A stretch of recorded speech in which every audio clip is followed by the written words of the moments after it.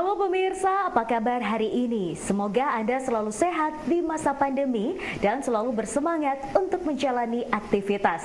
Bagi pemirsa yang harus tetap bekerja di luar rumah, jangan lupa untuk menggunakan masker. Hari ini, program Berita Newspoint hadir menjumpai Anda bersama saya, Khairudisa.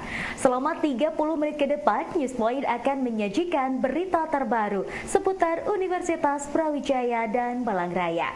Jangan kemana-mana, keep on our channel Newspoint.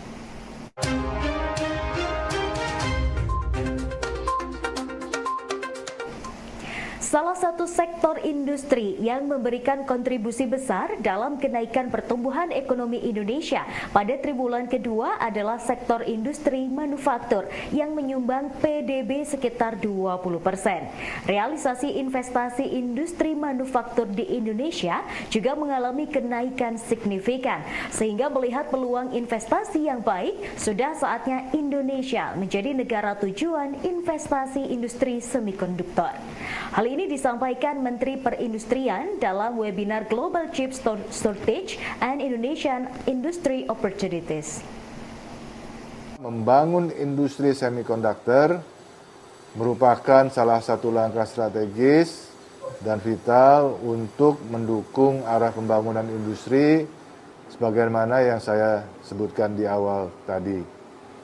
Saat ini industri semikonduktor chip terus mengalami perkembangan dari chip microcontroller hingga artificial intelligence chip yang fungsinya semakin kompleks sejalan dengan perkembangan industri 4.0. Peran strategis industri chip ini menjadi semakin tinggi dalam pertumbuhan ekonomi global maupun nasional. Indonesia telah meluncurkan program Making Indonesia 4.0. Tentunya penguatan dan pendalaman industri tidak terlepas dari kebutuhan piranti chip ini. Kita semua juga memahami bahwa akhir-akhir ini sejak pandemi COVID-19 muncul, serta adanya tensi politik perang dagang antara Amerika dan China, ini berdampak pada rantai pasokan chip. Untuk berbagai kebutuhan seperti otomotif, komputer, barang-barang elektronik, dan perangkat telekomunikasi, serta perangkat dengan fitur artificial intelligence. Sebagai implementasi peta jalan Making Indonesia 4.0 serta untuk meningkatkan daya saing industri tekstil dan produk tekstil dalam negeri melalui pemberian insentif investasi untuk menstimulus penggunaan mesin dan peralatan yang lebih modern dan ramah lingkungan, Kementerian Perindustrian menggelar launching dan sosialisasi program restrukturisasi mesin, peralatan industri, penyempurnaan dan pencetakan kain. Kementerian Perindustrian pada tahun 2021 mengeluarkan kebijakan insentif kepada industri untuk melakukan upgrading teknologi agar industri TPT dapat meningkatkan efisiensi dan produktivitasnya dengan melaksanakan program restrukturisasi mesin, peralatan pada industri, penyempurnaan kain dan industri percetakan kain sebagai upaya pemulihan industri TPT sebagaimana telah kami tetapkan dalam Permenprin nomor 18 tahun 2021. Program ini selain sebagai salah satu insentif dalam rangka peningkatan kinerja industri TPT, khususnya di masa pandemi COVID-19, juga menjadi bagian dari implementasi peta jalan Making Indonesia 4.0 melalui pemberian insentif investasi untuk menstimulus industri dalam melakukan peningkatan teknologi mesin dan atau peralatan yang lebih modern dan lebih ramah lingkungan.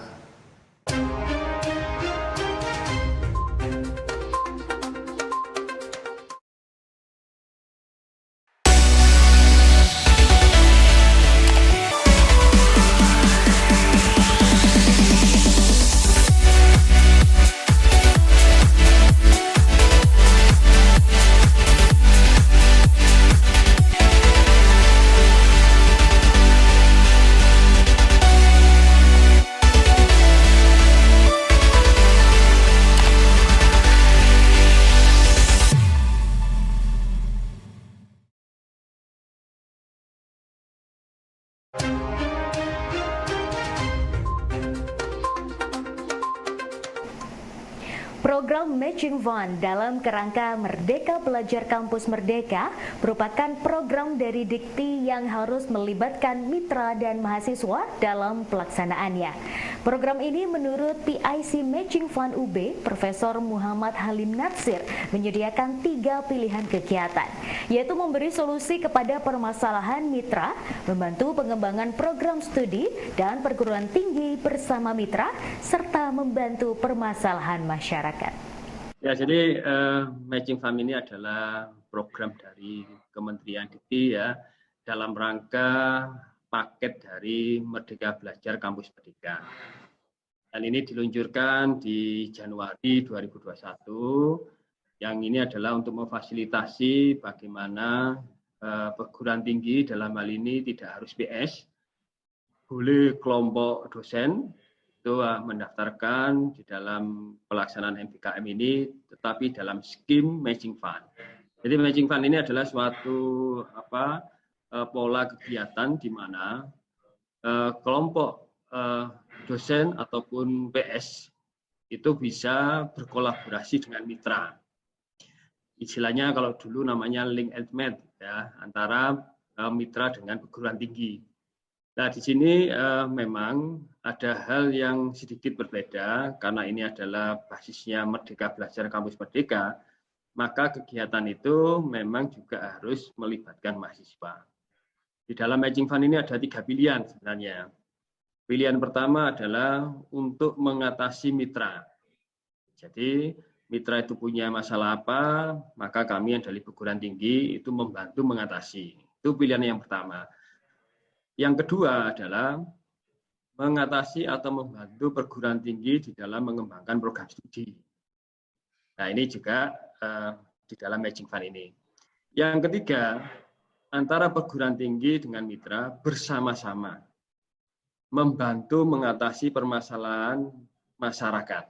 Ya, jadi ada 3 pilihan ini. Nah, 3 pilihan ini memang memiliki spesifikasi yang masing-masing. Ya. Namun ada syarat memang di dalam setiap pengajuan proposal Matching Fund ini harus ada yang namanya mitra. Dana akan diberikan sebesar kemampuan mitra memberikan dana dengan besar 1:1. Jadi kalau mitra itu menyediakan dana 500 juta, maka Dikti akan memberikan 500 juta. Ini saya bicara proposal. Akhirnya memang ada yang turun sedikit, ada yang turun agak banyak, dan seterusnya itu adalah bagian dari kelayakan dari proposal itu. Fenomena urban farming yang banyak dilakukan oleh warga perkotaan di Kota Malang menarik perhatian mahasiswa UB untuk melakukan penelitian. Mahasiswa yang masuk dalam program kreativitas mahasiswa ini meneliti dampak urban farming selama masa pandemi dalam mendukung ketahanan pangan. Penelitian dilakukan di 3 kecamatan yaitu Blimbing, Lowowaru, dan juga Sukun. Kami melakukan penelitian PKM yaitu PKM RSA, Riset Sosial Humaniora, dan tema yang kita angkat adalah urban farming dengan judul studi reflektif urban farming movement dalam mendukung ketahanan pangan wilayah perkotaan pada masa pandemi COVID-19 di Kota Malang. Nah, kemudian kenapa kami memilih U-Farm Move ini atau urban farming? Karena pada saat pandemi ini tentunya masyarakat melihat dari segi masyarakat sosialnya itu agak susah dalam memenuhi kebutuhan hidupnya seperti itu ya Pak. Mungkin bisa dikaitkan seperti itu.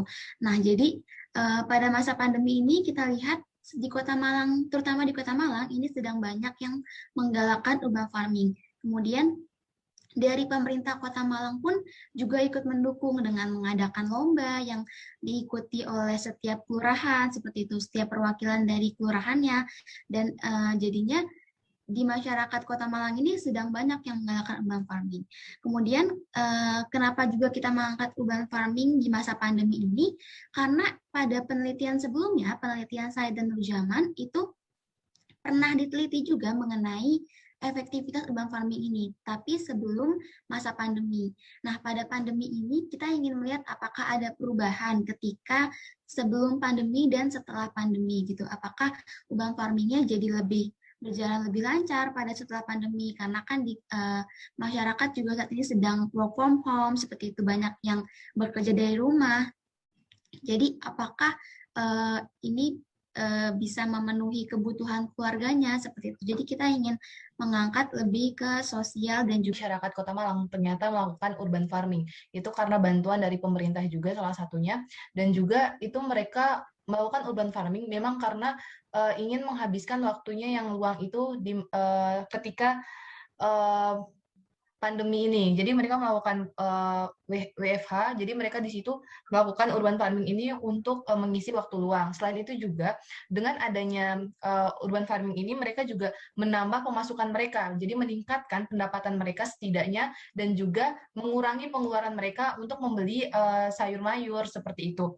Serta juga mereka hasil dari urban farming ini, mereka dapat membagi-bagikan kepada tetangga-tetangganya, sehingga juga setidaknya itu akan membantu perekonomian tetangga-tetangganya. Selain itu juga dengan adanya urban farming ini sebenarnya juga mempererat hubungan dalam keluarga mereka, karena yang melakukan urban farming juga adalah keluarga-keluarganya. Jadi kesan profesi petani yang kurang menjanjikan menjadi perhatian mahasiswa Fakultas Pertanian UB. Melalui program kreativitas mahasiswa, mereka melakukan edukasi mengenai masa depan profesi dunia pertanian dengan game AgriView. Dengan game AgriView, mahasiswa mengukur keminatan pelajar di Kota Malang dan Batu untuk mengetahui beragam profesi dalam dunia pertanian. Saya Nadia Yoyo Wahid selaku ketua dari tim. Yang pertama mengenai produk dari PKM yang kami hasilkan ini. Sebenarnya PKM RSH ini tidak membuat sebuah produk, Pak, tapi ada luaran, yaitu buku modul edukasi kayak gitu, buku edukasi. Nah, buku edukasinya ini isinya tentang materi-materi yang ada di game. Nah, PKM kami ini menguji keefektivitasan penggunaan game AgriView dalam revitalisasi pola pikir remaja SMA di Kota Batu dan di Kota Malang. Nah, game ini tuh game pertanian yang memuat edukasi tentang prospek kerja pertanian, Pak.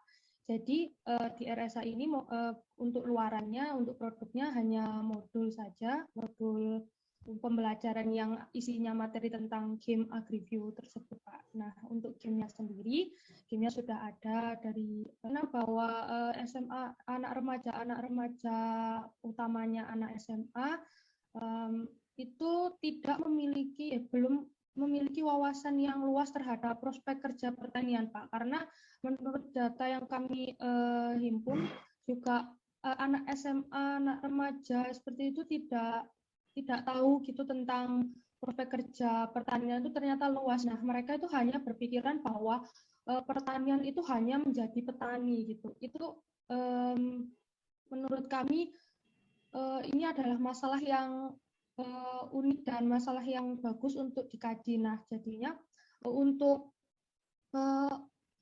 agar stigma buruk pertanian itu kalau bisa hilang, kami berupaya untuk revitalisasi, untuk memberikan wawasan bahwa bekerja di pertanian itu tidak hanya sebagai petani. Nah, untuk mengemasnya biar lebih menarik, kami hadirkan game AgriView ini untuk menambah pengetahuan mereka tentang prospek kerja di pertanian.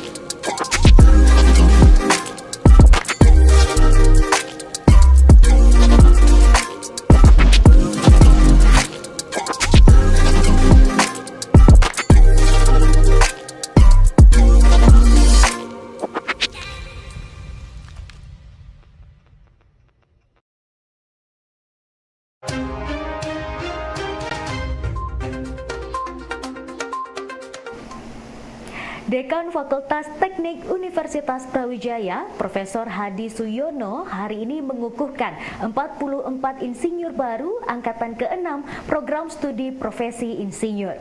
44 insinyur baru tersebut berasal dari berbagai instansi, baik pemerintahan, perguruan tinggi, hingga BUMN. 44 calon insinyur yang siap untuk melaksanakan pengukuhan dan diambil sumpahnya menjadi seorang insinyur. Ke-44 orang tersebut telah memenuhi semua persyaratan, baik akademik ataupun administrasi, untuk menjadi insinyur. Penilaian keterpenuhan persyaratan akademik dilakukan melalui asesmen portofolio dari masing-masing peserta didik menggunakan mekanisme rekognisi pembelajaran lampau atau RPL. Adapun latar belakang dari peserta didik yang dikukuhkan pada hari ini adalah sebagai berikut. Bidang keahlian teknik sipil sebanyak 26 orang, teknik pengairan sebanyak 1 orang, teknik elektro sebanyak 5 orang, teknik industri sebanyak 3 orang, teknik mesin sebanyak 5 orang, teknik geologi sebanyak 1 orang, arsitektur 2 orang, dan perencanaan wilayah dan kota sebanyak 1 orang.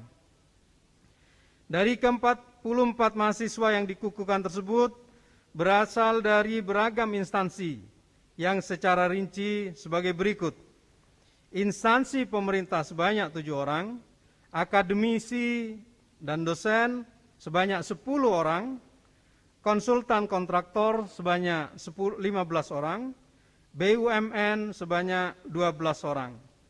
Dengan demikian, maka sampai dengan pengukuhan insinyur angkatan ke-6 ini, program studi, program profesi insinyur di jurusan profesi keinsinyuran Fakultas Teknik telah meluluskan sebanyak 249 orang. Kami mengajak kepada kawan-kawan sekalian, para alumni yang nantinya Anda semua menjadi insinyur, mengajak juga kepada semuanya untuk bergabung ke Fakultas Teknik ini, masuk ke program profesi insinyur. Sebanyak 21 proposal yang terdiri dari 20 proposal sarjana dan 1 vokasi dari UB lolos meraih pendanaan program Matching Fund dari Dikti. Total pendanaan yang diraih oleh UB mencapai 7 miliar lebih. PIC program Matching Fund UB, Profesor Muhammad Halim Natsir mengaku bersyukur dengan perolehan ini karena untuk mengirimkan proposal pihaknya harus melakukan sosialisasi hingga 3 kali kepada fakultas, program studi, dan kelompok riset dosen. Jadi pertama sosialisasi ke PSPS, kemudian agak belum jalan, akhirnya kita sosialisasikan ke fakultas, itu juga pergerakannya masih lambat, akhirnya yang terakhir itu adalah kita sosialisasikan ke kelompok-kelompok dosen atau riset group. Ya dari situlah akhirnya kita membantu, dibentuklah tim itu, salah satunya ada Prof. Setiawan. Akhirnya kita mengadakan pelatihan singkat dalam 1 hari. Dan alhamdulillah memang yang memasukkan proposal itu memang lebih dari 30-an, itu lebih memang. Dan yang didanai itu ada 20, tadi sudah sampaikan Pak Sidik tadi, ada 20 yang dari sarjana, dan yang 1 lagi dari vokasi. Sehingga kalau di total adalah 21. UB itu mendapatkan 21 grantee di Matching Fund ini. Ya, karena kenapa terpisah? Karena satunya dikti, satunya diksi. Itu mungkin cerita sedikit tentang proses di mana akhirnya UB mendapatkan Matching Fund ini. Jadi awalnya memang sudah dibuka mulai Januari, karena sistemnya Matching Fund ini adalah yang memasukkan dulu akan dilayani, direvisi, direview terlebih dahulu. Rektor Universitas Brawijaya, Profesor Nufil Handani mengungkapkan rasa bangganya karena program profesi insinyur Fakultas Teknik UB mampu menciptakan insinyur-insinyur baru yang sangat bermanfaat bagi bangsa dan negara. Rektor Nufil juga berharap para insinyur baru bisa bermanfaat bagi Indonesia, menjaga nama baik alma mater dan terus bersinergi serta berkarya dengan gemilang. Bagi bangsa dan negara karena adalah profesi. Profesi ini sangat dibutuhkan ke depan, sehingga dengan demikian saya berharap kepada lulusan-lulusan insinyur yang ada pada hari ini untuk selalu meningkatkan kinerjanya, sehingga dengan demikian Indonesia ini segera bangkit menjadi negara maju.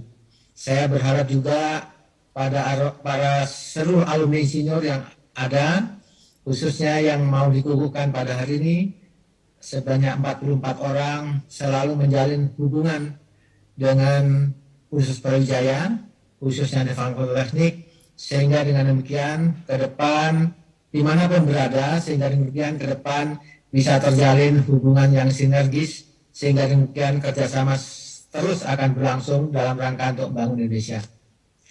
Itu saja dari saya. Sekali lagi selamat kepada seluruh insinyur yang dikukuhkan pada hari ini. Tolong dijaga nama alma mater, tingkatkan profesi Anda, dan berkaryalah dengan...